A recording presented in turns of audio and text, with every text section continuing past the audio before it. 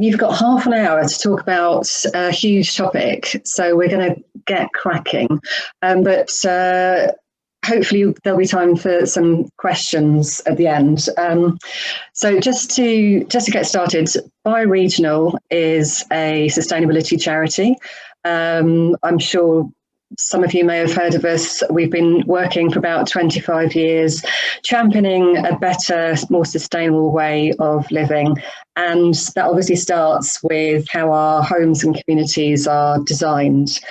And I'm head of communications at Bioregional, and my job is to draw out some of the amazing stories that Bioregional has been involved in over the past 25 years.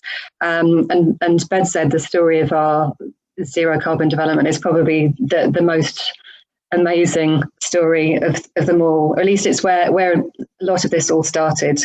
And I am very privileged to be in the company of the two people who were involved right from the outset in creating BedZED, and really zero carbon energy pioneers, and that's Sue Riddlestone OBE, and who's the CEO and co-founder of Bioregional, and Nicole Lazarus, who is head of One Planet Living at Bioregional.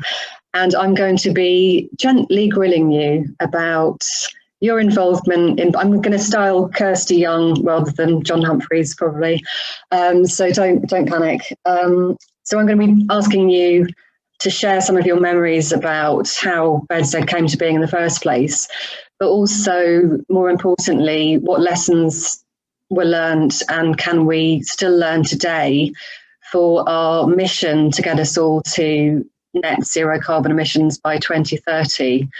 So before we get started, just wondered if I could have a little wave from people who have already heard about BedZED.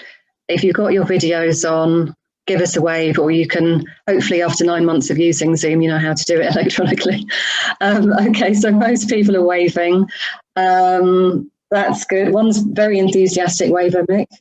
And can you also put your hand up if you work in the built environment or somehow connected with the corporate sustainability world, so I can see, we can sort of, okay, so not that many, bit of a mix. So we're going to make sure that we use jargon as little as possible, or when we do use jargon, we'll explain it.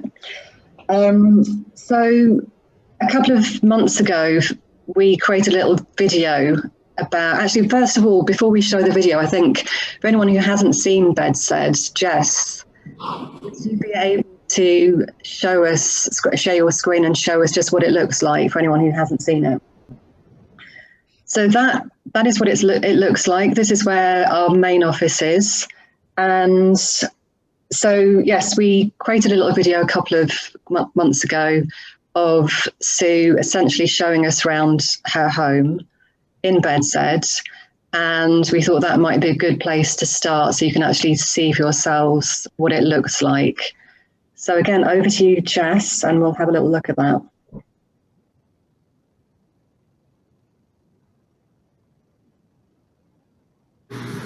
Hi, I'm Sue Riddlestone. I live here at BedZED, which is a project that we initiated back in 1997.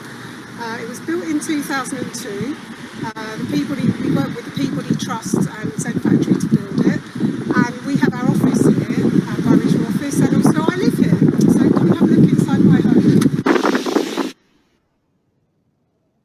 Here's the kitchen diner, and you can see over here we've got very thick walls, so they are this thick with 2 bricks and all this insulation in, and that means we're hardly using any energy. I'm generally cruising around in a t-shirt in here. We used local materials when we built BedZED, so you can see, you know, we've got the nice local brick and wooden windows. You can see out here in the garden, we try to pack in more nature and more plants because it makes us all happy and it's good for the world. So we put gardens on the roofs in BedZED. Every home has a water butt, so you can save money on your water. And it's much easier than going and filling up from the tap as well. And I'm very proud of my exciting compost bin. Look at it steaming away here. So I can sort of have a real circular thing going on where the food waste is going in the garden. So a lot of people have said to us, oh, I'd love to live at BedZED, or can I have a BedZED in my neighbourhood? And so we created a framework called One Planet Living, so that we can all have a life where we live really great lives within the natural limits of our planet, both in new build homes like this, but also we can do a makeover on our existing homes. Great, so hopefully that gave you a little insight into some of BedZED's key features. Now, without further ado, I'm going to start my gentle grilling. So, Sue, tell us all, how did this idea come about? You're muted. Thanks, Julia. Always embarrassing watching yourself on a video, but anyway, here we go. So Bioregional was an organisation that was already running before we did BedZED, but we didn't work in the built environment actually. We were working on creating sustainable products, closed loop paper and so on. And we'd grown and were successful, and we needed a new office. So I said, oh, why don't we build a green office? Famous last words. And so we started to look around. We asked the council if there were any sites. And the council actually had put an ambition in there, what was then called their unitary development plan, to see a sustainable village built. And so they were sort of incentivised to assist us with that. Obviously, they weren't going to give us any land. Then they brought forward this great big, they said, what about this site here, where BedZED eventually ended up? And it was huge, you know, over 2.2 hectares, I think. No, 8 hectares, sorry.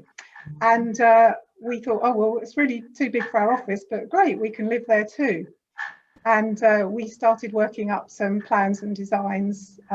We'd heard of, we'd already given a speech on the same platform as Bill Dunster, the architect. And so we asked Bill to work with us. And he said, oh, we need an engineer. So he brought in Chris Twin, who at the time worked at Arup Engineers. Bill at the time was working on projects like the House of Commons offices. So if you go there, you'll see wind cowls on the roof. They don't look like ours, but they're the same. They're just painted brown or they're copper. So we put the project together and then started to shop it around.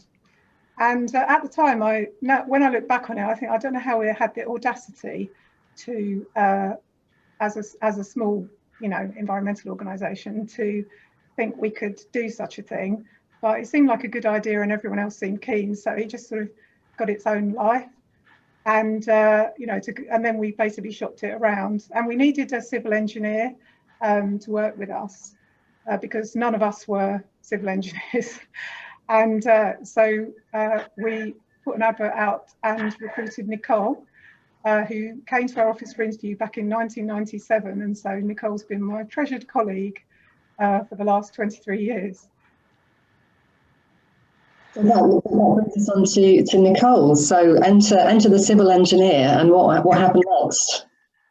So I responded to this tiny little ad. It must have been the cheapest ad you could get in the Guardian. It said environmentalist with construction experience, and as a tired tree processor and civil engineer, I thought that's definitely something to go for. And I will never forget the brochure that came through my door, created by Bill Dunster, and with lots of Chris Twin's amazing building physics drawings. And it was these hand-drawn pictures of these beautiful homes with people gardening on the roof, and just the utopia. And it was the job opportunity of a lifetime for me. And so we already had this incredible thought team, and you know, thought leaders like Bill Dunster and Chris Twin, and Chris Twin's here, which I'm thrilled to say.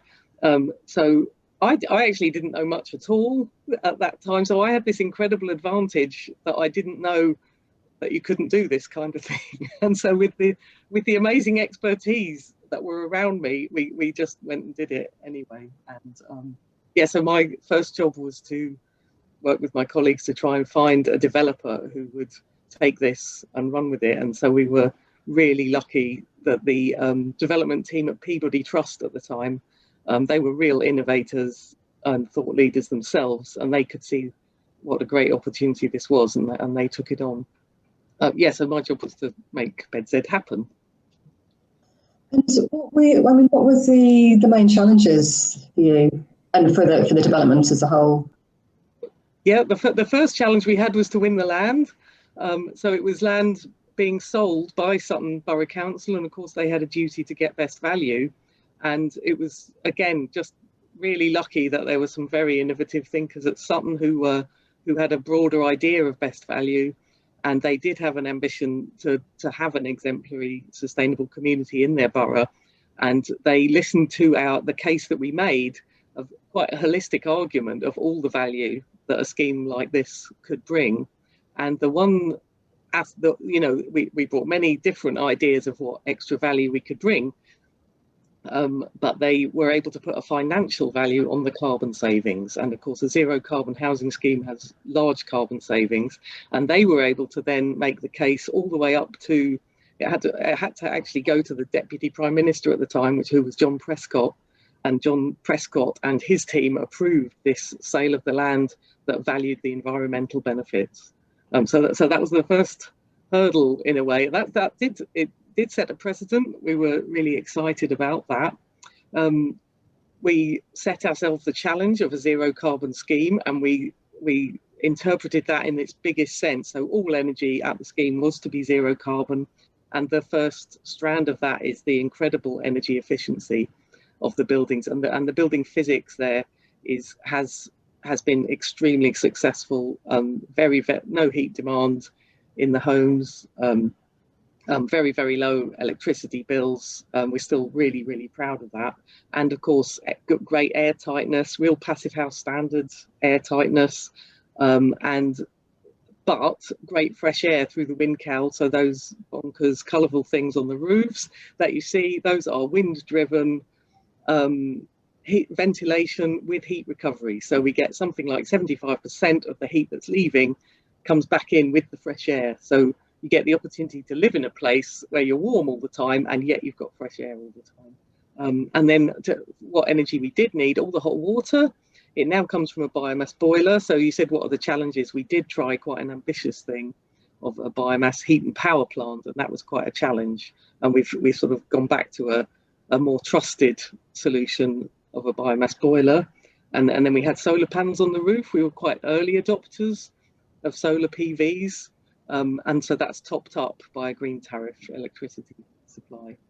We worked really hard on the building materials, and we sourced all kinds of reclaimed building materials like structural steel and timber stud work, and there was no supply chain in place for any of that. So we had to create our own supply chains, and Lachlan MacDonald at Ellis & Moore, he had to create whole new systems of ensuring the structural integrity of all these pieces. So we had to invent a lot ourselves, and we even tried to set up a supply chain of reclaimed doors, and that was too complex. Can you just tell me, so I know some of the steel frames come from Brighton railway station. How did that come about? Yeah, so Brighton station was dismantled, and so they dismantled it carefully, knowing that there was an end user for those steel beams. And then Lachlan and his team assessed it and checked it for any structural flaws in the steel beams. They got one extra grip blast just to clean them up so that people could work with them well. But as you can imagine, a steel beam is a pretty sound piece of kit, and it shouldn't just be recycled at the end of its use. If you can, Sue's even pointed at. Sue's pointing at one of the very small lintels. Yeah. Brilliant. And just aware of time, that was a great summary, Nicole. So Sue, I think it would be really great to hear about the overall approach. You talk a lot about how we need to enable sustainable living to achieve net zero, and I think that started with how you sort of conceived of BedZED. So can you share how that happened? Yes, because we were deep green environmentalists, social entrepreneurs, we were just approaching it from a different way. We were going to live there, we were going to have our office, and I'm speaking from our office today. And so we were thinking about it in a different way. And achieving zero carbon, as you say, Julia, is so much more than just the buildings. And I think that was something innovative at the time. So, I mean, we talk about how much we consume and our environmental footprint.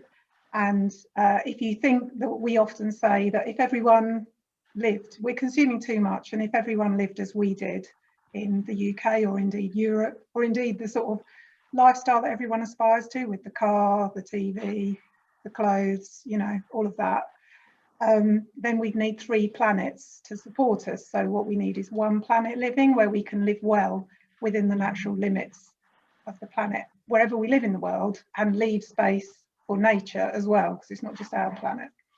And so that gives us a way of approaching it, thinking about the day in the life of a person that's going to live there. And that's an approach we use to this day with One Planet Living.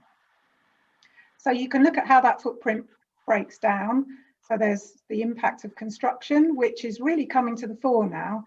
It's something that Nicole, you heard how we worked on it in terms of reclaimed materials and long life materials and sustainable materials, but that's about 8% of our footprint. And then home energy use is another big chunk. So Nicole's explained how we address that. Then transport, at the time, you know, you'd use just as much energy driving a car and for your transport as you would in the home.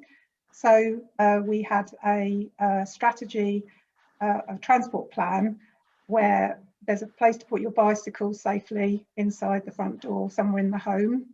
And just to sort of do a bit of nudge, really, to make it easy to do the right sustainable thing and difficult to do the wrong unsustainable thing, a sort of lifestyle nudge.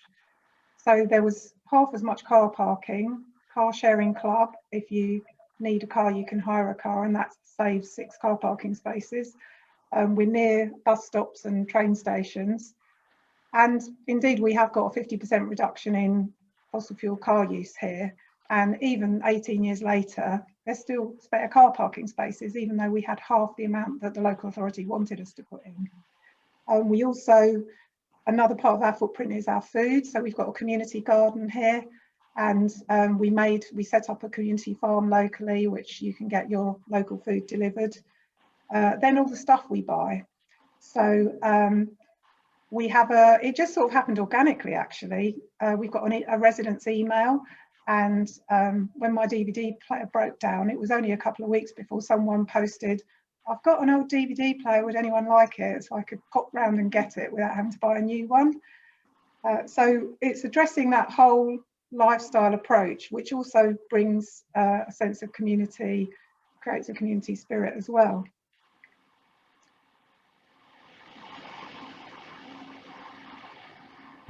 Sorry, just unmuting. So just briefly, before we go on to, you know, I want to talk about the legacy of BedZED. Could you just briefly touch on the cost issue? And people are obviously, you know, one of the big questions that people are asking now is there a business case for this? And BedZED obviously was very costly to build. Could you tell me what your thoughts are on that, Sue?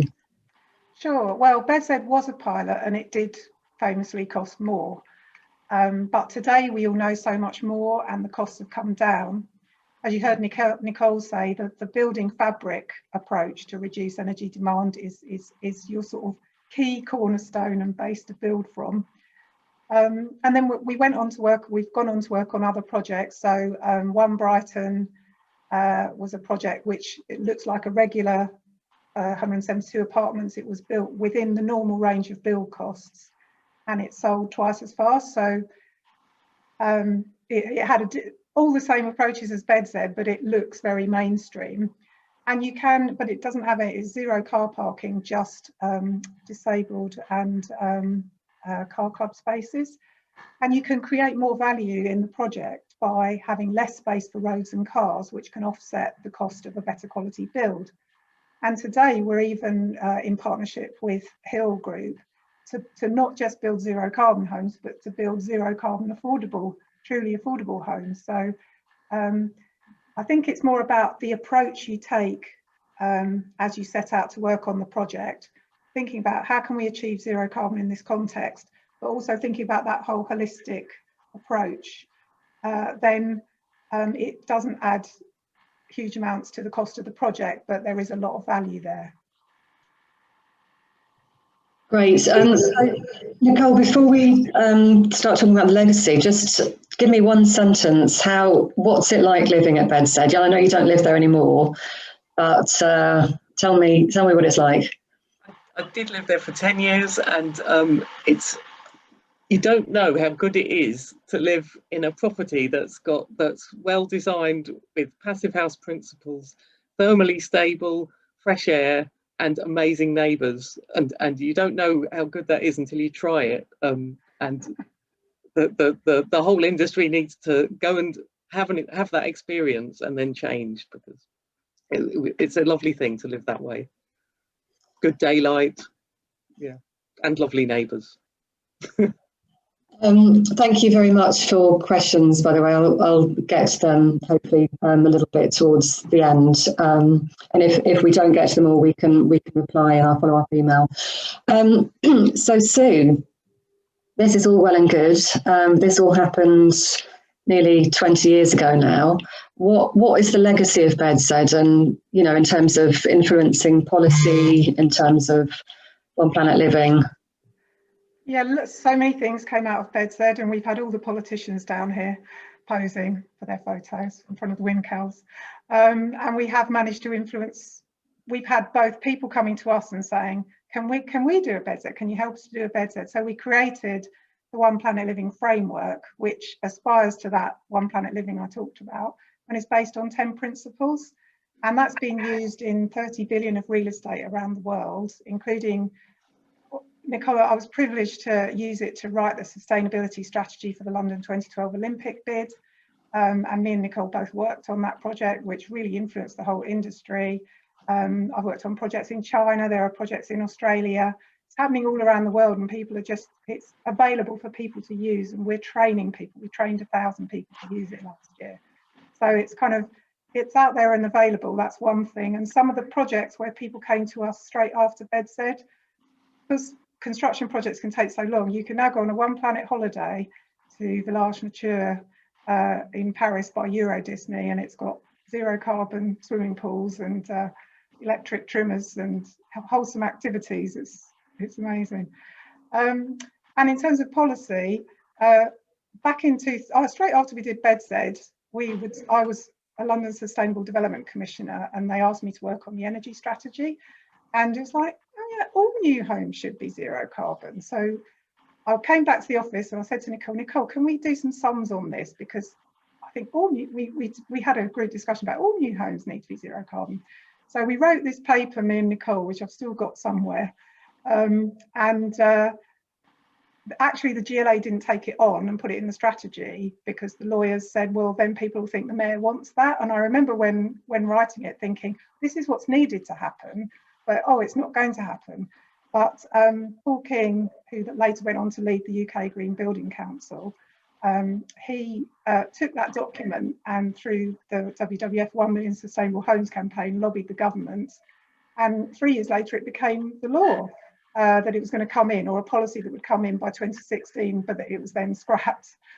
But it's coming back now, and I'm currently working with the Home Builders Federation with a lot of other good people to try to influence the roadmap for the industry, but also the eco-towns.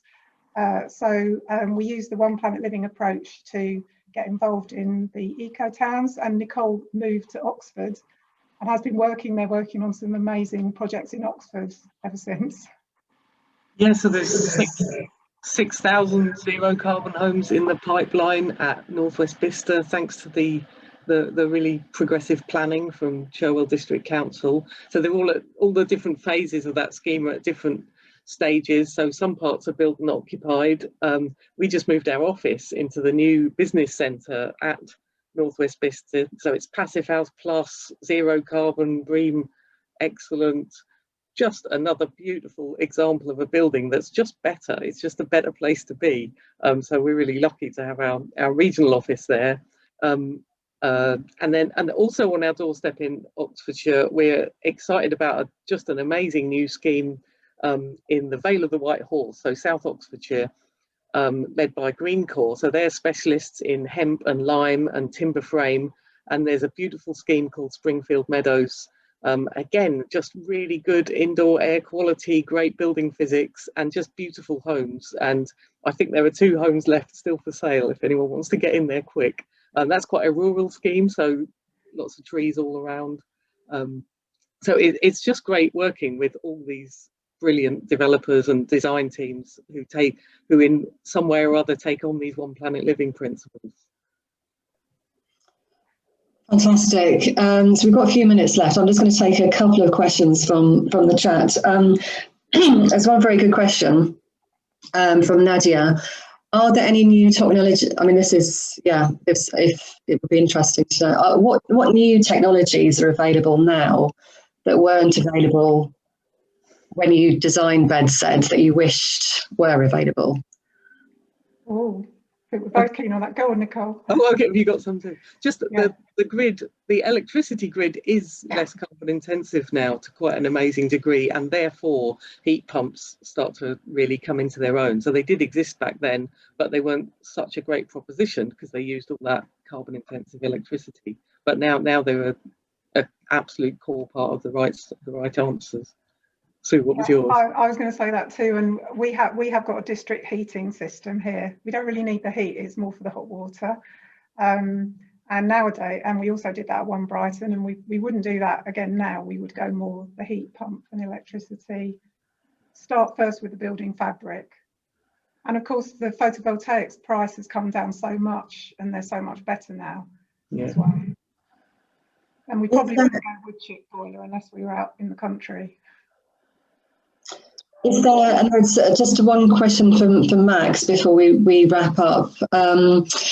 Max asks, is there a market and a process for reusing material from demolition or refurbishment like BedZED? Oh, Nicole. It was really hard to get that set up as a proper supply chain for the mainstream industry. And personally, I moved away from that. I know there are still people doing amazing work on reclaimed building material supply chains. I don't see it being a major supply component, but I know people are using reclaimed building materials all the time. It was a tricky supply system. I think someone posted some informative stuff in the chat where people are still doing great work. I think it's more for the 1 or 2 homes. Then it doesn't matter if things don't match. Like Nicole talked about the doors. We couldn't get the chippies to do the doors at BedZED because it's 100 homes here, and the doors didn't match. They were all different shapes and sizes. And we could envision how people who in the supply chain could have a sort of reclaimed corner.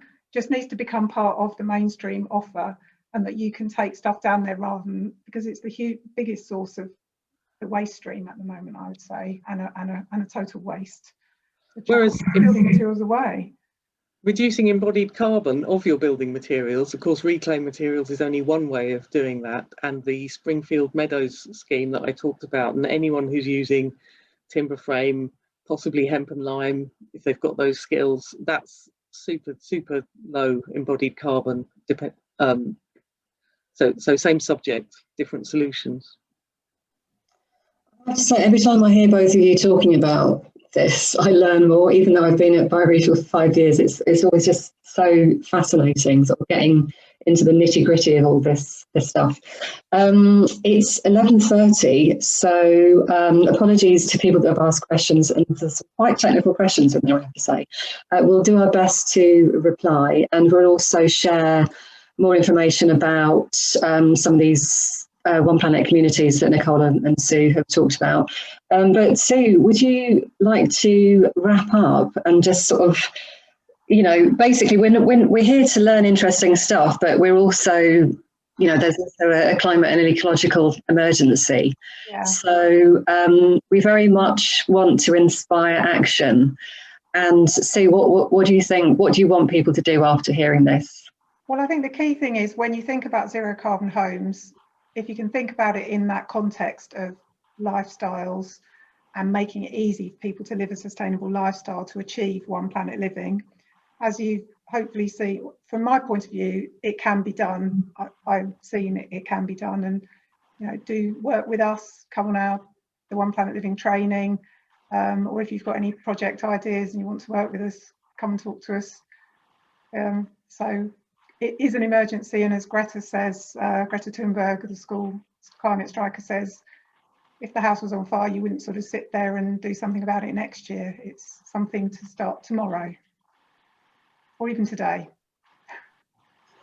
Thank you very much, Sue and Nicole. It's been fascinating. I hope everyone here has enjoyed it and got something out of it, and hopefully see you on another Zoom call or even in real life one day.